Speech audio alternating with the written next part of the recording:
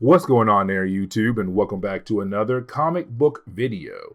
Okay, so we are going to continue our coverage over X-Men comics as we work our way up to X-Men Inferno. Now, we do pick up with Uncanny X-Men number 232 all the way up to 234. Now, this is a three-part story arc where we see the return of the Brood. Now, the Brood is an alien insect race, and their main goal is to conquer the universe. Now, usually, when they find a race they want to conquer, what they do is they capture a few people of that race and plant eggs inside of those people. And sooner or later, those eggs are going to hatch and transform those people into more Brood. And then they continue the process until they are able to completely conquer that race and take over that planet. Now, when it comes to the X-Men, they have fought the Brood before and got very lucky last time. But the X-Men knows if the Brood ever comes to Earth, it could be a problem.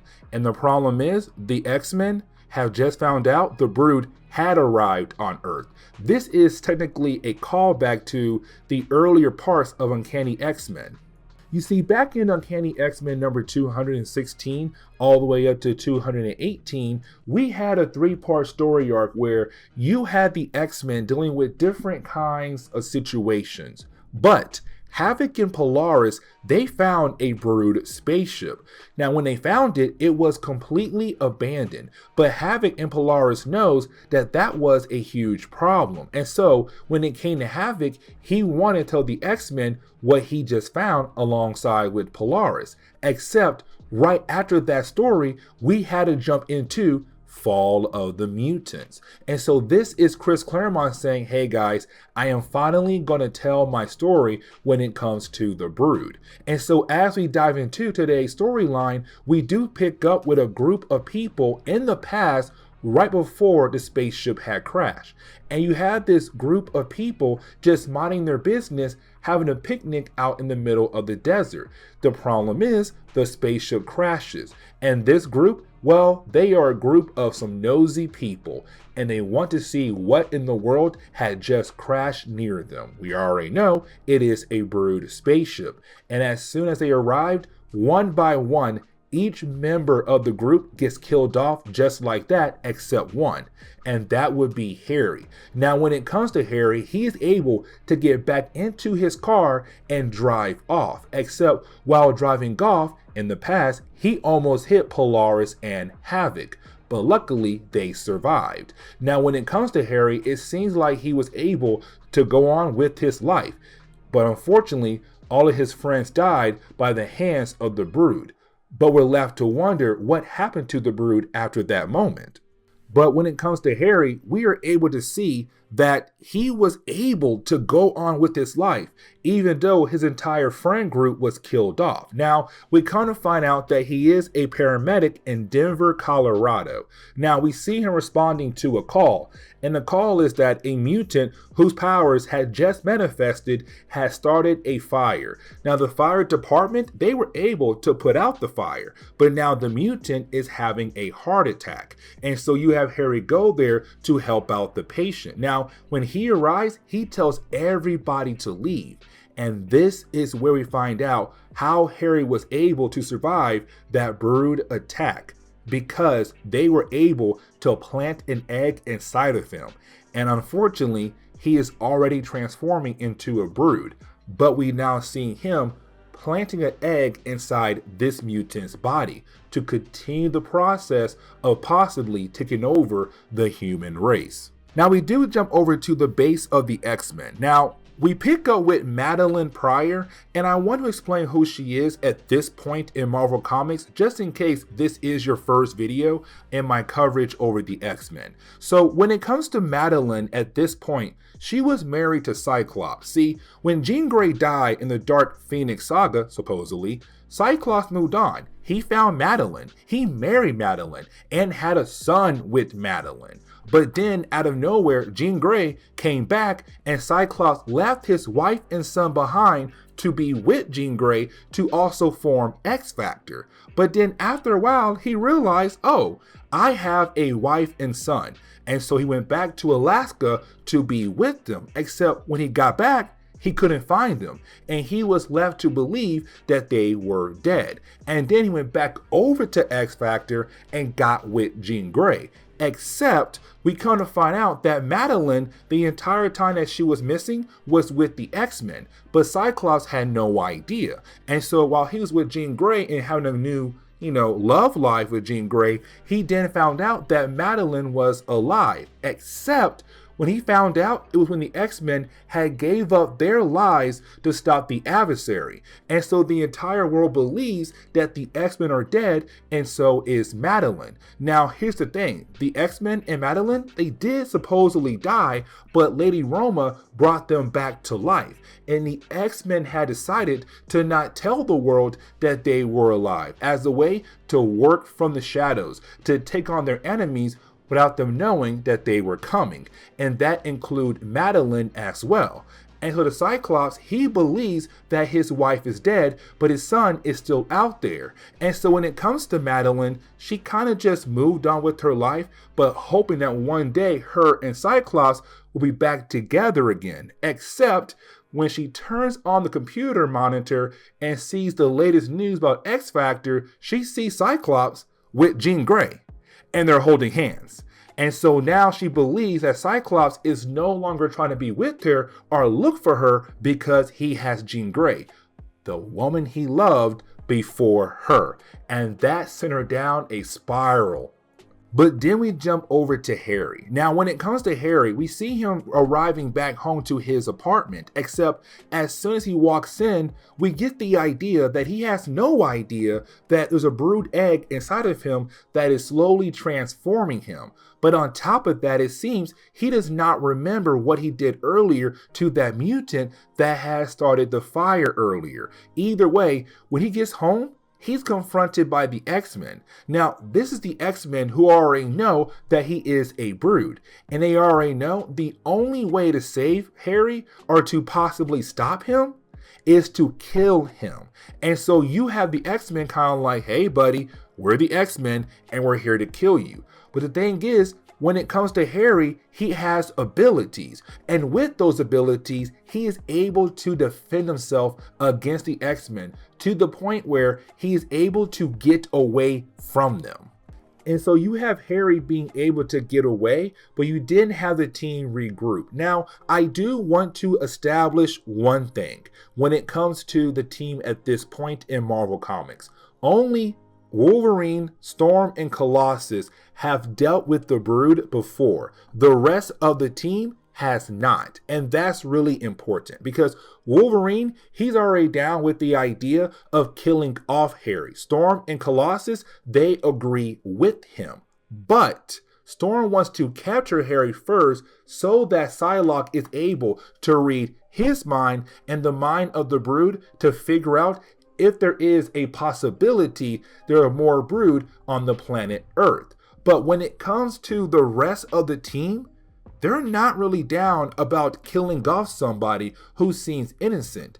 But they don't understand that Harry may seem innocent, but he's no longer innocent. He has been affected by the Brood. The Brood is slowly taking over his body.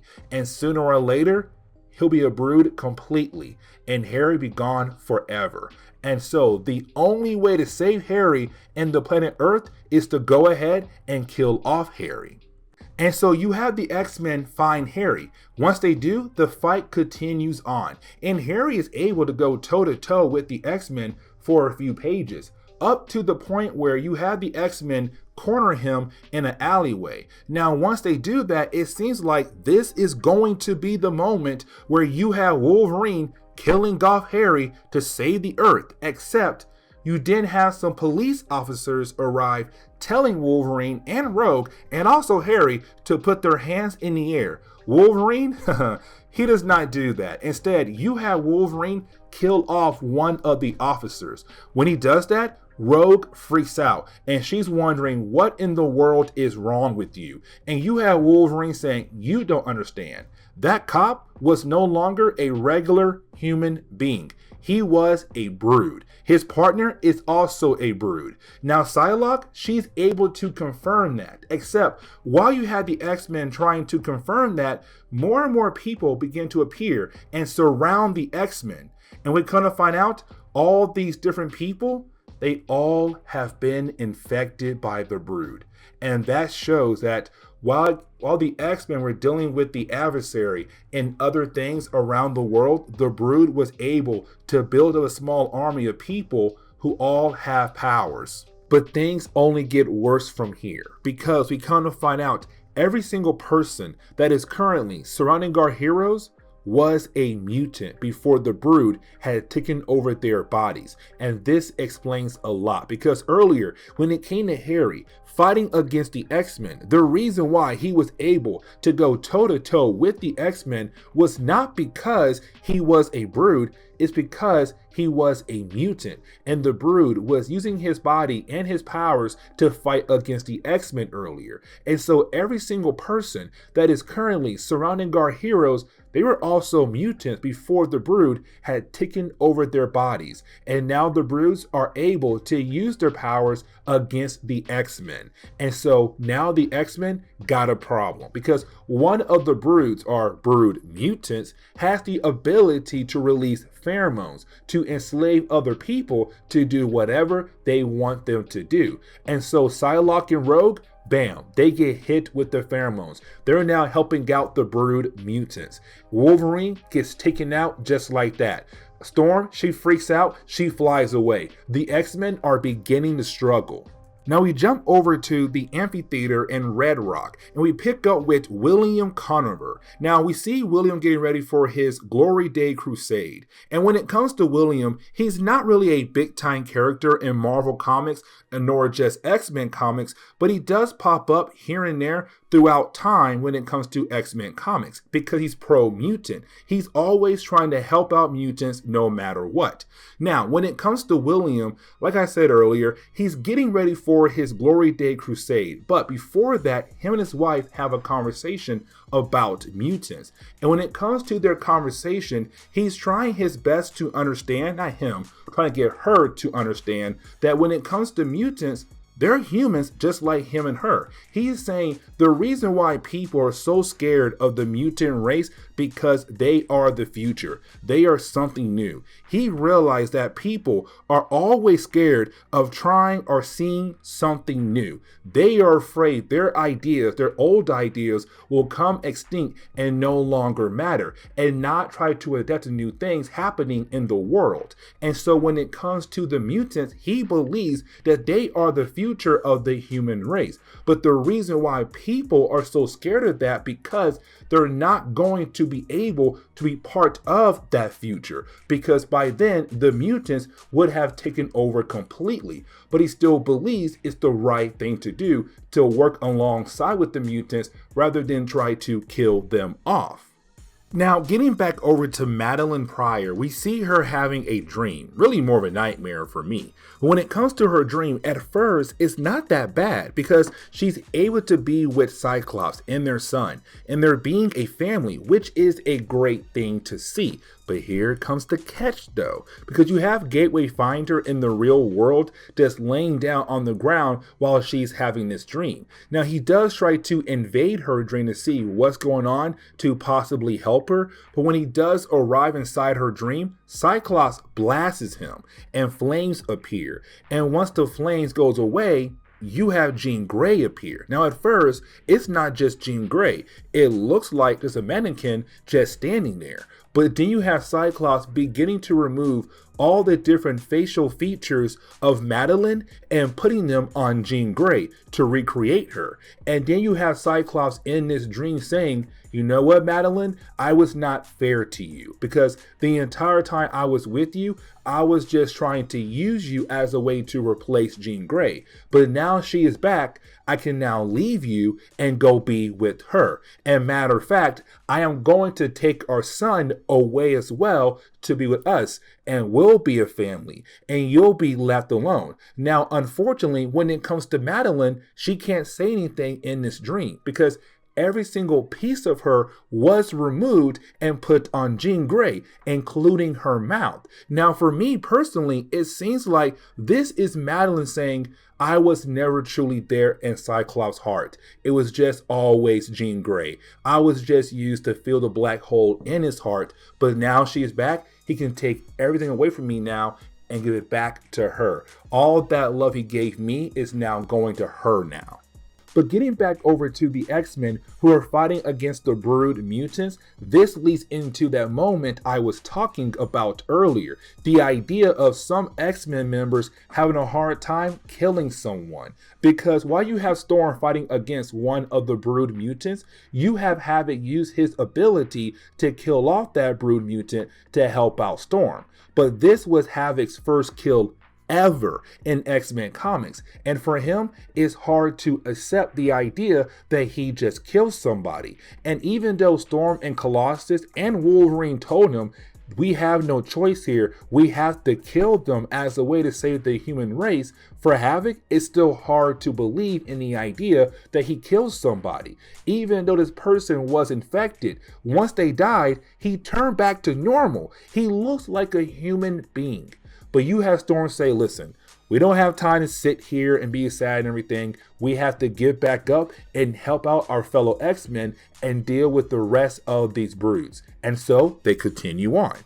And the fight continues on. But here's the thing, because now you have more and more members of the X-Men who are at first not down with the idea of killing golf people, beginning to understand they have no choice here. It's to kill to save the human race or just be killed off by the Brood mutants. For example, when it comes to Dazzler, when she's fighting against her opponent, she is struggling, but Longshot comes in and saves her. But Longshot understands that, hey, we have to kill if we're going to win. Now, I want to say Colossus, man, Colossus is the man in this story arc, because every single Brood mutant that goes up against him, they die. Homeboy is not playing around. Matter of fact, after Longshot had saved Dazzler, Longshot gets captured by a Brood mutant, but that Brood mutant does not know that behind him is Colossus. He walks up behind this Brood mutant and snaps his neck, and when he does it in front of a crowd of people, they're all like, oh my God. But Colossus, he understands, like Wolverine, like Storm, we don't have time to play around here. We have to kill these guys off if we are going to be able to win this battle. Now, getting back over to Madelyne, we still see her having this dream. Now, we're going to find out that this is not really a dream. Matter of fact, this is another step leading us into X-Men Inferno. Now, when it comes to Madelyne, when she arrives to this island in her mind called Paradise Island, she is confronted by Sim. Now, when it comes to Sim, he is a demon from Limbo, and he has been trying his best to take over Limbo. But unfortunately, Limbo is being ruled over by magic, and he has been trying his best to remove her as the ruler of Limbo. But it seems like now Madelyne could possibly help him achieve that goal. And so when it comes to Madelyne, she's kind of confused on what's happening here. And when it comes to Sim, he begins to play or what she believes is her downfalls. The idea of losing her son, the idea of losing her husband to another woman who looks just like her. And so when it comes to Sim, he said, listen, I'm here to make you an offer. I'm here to give you what you desire, a part of you want to be so badly. And so he shows her his 4 fingernails. Each fingernail represent a different part of Madelyne on what she could possibly become down the road. Now, because Madelyne believes that this is a dream, she chose the fingernail that's more of her trying to get revenge against Cyclops, against Jean Grey.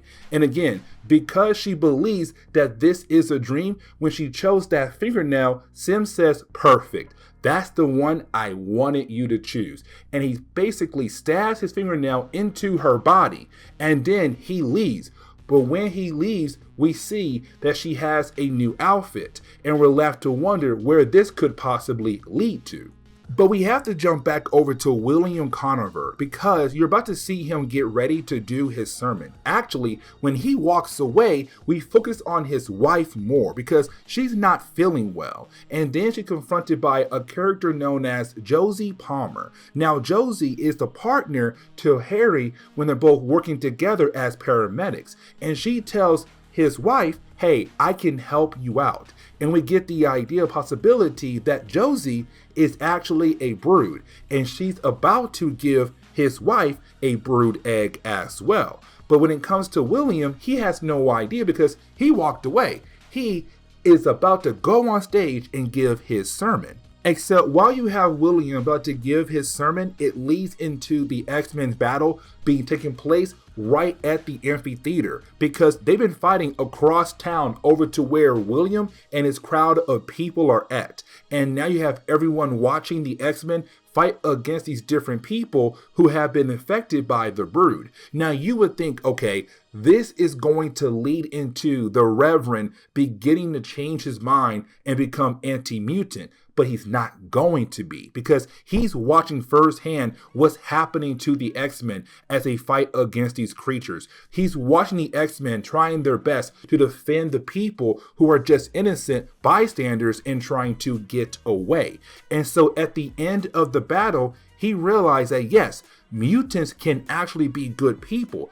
Look at what they just did. They protected all of us against this race of aliens. This is a great thing. And that leads into a press conference because right after you had the X-Men deal with the brood and they leave, you didn't have reporters arrive. When they do arrive, they said, hey, we heard that this area was attacked by mutants. And he says, no.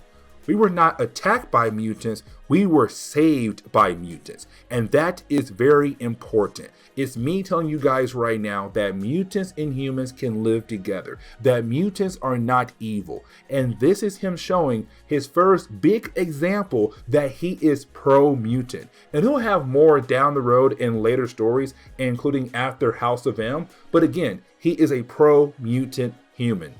Now, getting back over to the base of the X-Men, before we are able to focus on Madelyne, we see on the computer screen a conversation going on between Havoc and Wolverine, where you have Wolverine trying to congrat Havoc into being able to kill somebody like a brood to save the day. But for Havoc, it's still not easy to accept the idea that he killed somebody. Yes, that person was technically gone, but either way, it was him who had to kill that person that really bothers him. But then as the book closes, we look at Madelyne, who's still passed out but now bleeding, and we're left to wonder what could possibly happen to Madelyne. And this is where we are going to end today's comic book video. So please leave me a like down below and subscribe. But guys, see y'all next time. Later.